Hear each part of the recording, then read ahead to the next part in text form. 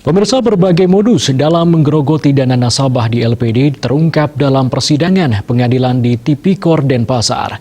Di antaranya kredit fiktif, pinjam nama hingga rekayasa buku tabungan. Namun yang menjadi perdebatan, layakkah kasus LPD masuk pidana korupsi?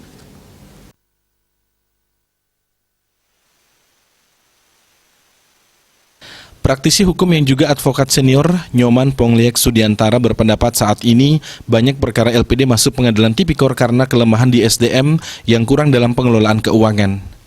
Namun ia juga berpendapat kalau LPD dibidik secara pidana, khususnya Tipikor, menurutnya kurang pas. Alasannya, LPD mengelola penyertaan modal pemerintah sangat kecil. Bentuk bantuan pemerintah masih rancu.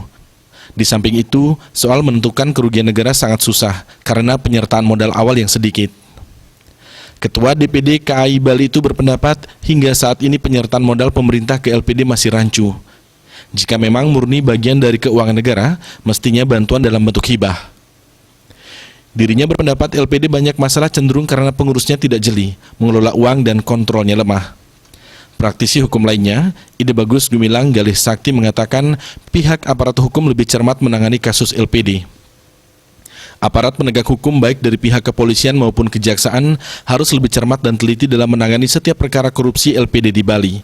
Apakah korupsi itu terjadi karena adanya niat jahat atau karena salah dalam melakukan tata kelola uang maupun maladministrasi disebabkan karena kurangnya kompetensi.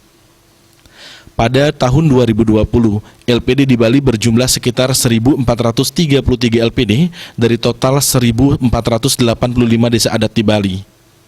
Mereka melayani pinjaman bagi masyarakat desa. LPD bukan lembaga keuangan umum, melainkan lembaga keuangan komunitas. Dari sektor ekonomi, LPD memberikan pelayanan jasa keuangan bagi kerama desa adat. LPD dikelola oleh bendesa adat, yaitu pemangku tertinggi di desa adat yang mengetuai kelian-kelian Banjar dalam suatu lingkungan adat.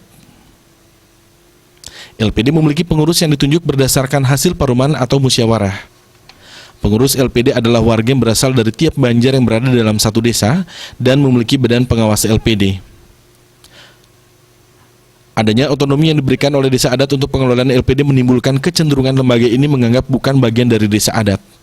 Ia menilai maraknya kasus korupsi LPD yang muncul ke permukaan tidak terlepas dari lemahnya pengawasan dan kurangnya kompetensi pengurus LPD maupun lembaga auditor LPD dalam pengelolaan dana kerama adat. Mia Sebali Pos melaporkan.